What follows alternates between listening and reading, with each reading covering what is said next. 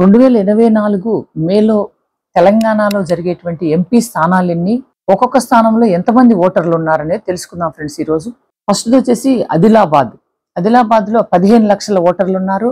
ఇది ST constituency.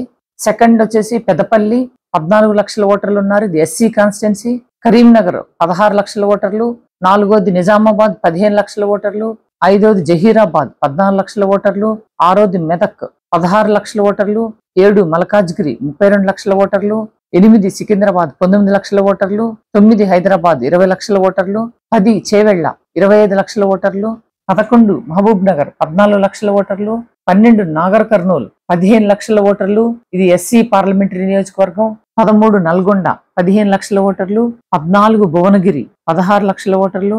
15 Warangal 16 లక్షల ఓటర్లు. ఇది కూడా ఎస్సీ పార్లమెంటరీ నియోజకవర్గం.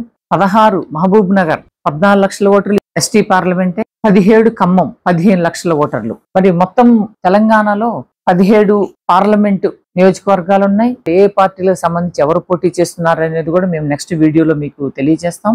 Thank you so much friends. బేరెన్ టీవీని అందరూ సబ్స్క్రైబ్ చేసుకోండి. లైక్, షేర్, సబ్స్క్రైబ్ బేరెన్ టీవీ.